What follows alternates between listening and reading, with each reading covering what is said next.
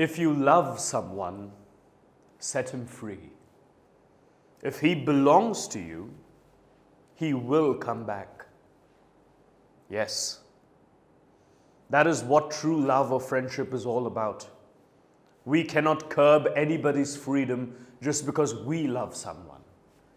We keep pets in our houses thinking that we love them. Are we actually doing justice to these mute creatures? Do they also want to be captured? Let's read the story. Princess September, to find an answer to what I just said. The story is written by Somerset Maugham, one of my favorite authors. Brought up originally in France, William Somerset Maugham, or W. Somerset Maugham as he's often known, was orphaned at a very young age. He went on to study philosophy and literature at Heidelberg University. He is also qualified as a surgeon at St. Thomas's Hospital in London. In his first autobiographical novel, Of Human Bondage, Maugham described his unhappiness and anxiety in early life and recounted his experiences as a medical student. In the post-colonial world, Maugham wrote over 30 plays. Mostly they were light, satiric comedies. The story revolves around Princess September. Like each of her 8 sisters, she receives a parrot as a gift on her father's birthday. Soon the parrot dies, and a singing bird takes its place. But her jealous sisters are not happy. The princess must now prove how much she really loves this bird. So let's read the story and find out how the princess shows her love. The king and queen of Siam had many daughters. And the queen said that it confused her to have to remember so many names. One day, the king decided to call them January, February, March, though of course in Siamese, till he came to the youngest, whom he called September.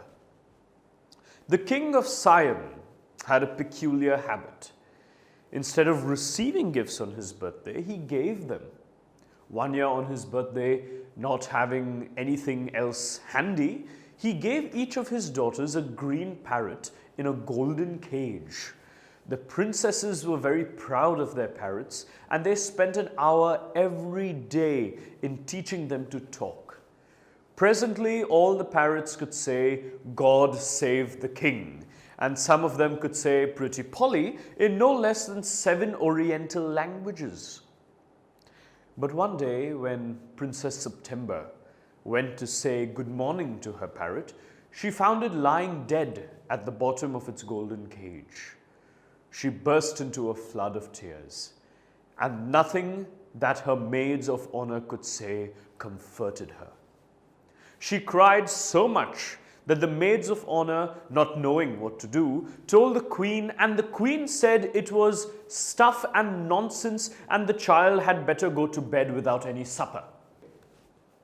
How happy the princess seems. But will her happiness last long? We shall read more to find that out. But before we read any further, I want you to look at some meanings before we proceed. Okay? The first word that we have is peculiar, which kind of means strange. Next, Oriental refers to a characteristic of East Asia.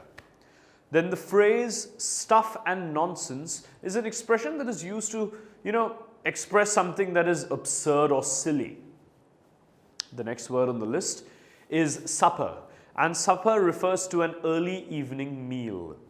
Then the word glided means to move with a smooth, quiet, continuous motion. Finally, the word admirable refers to something that deserves respect and approval.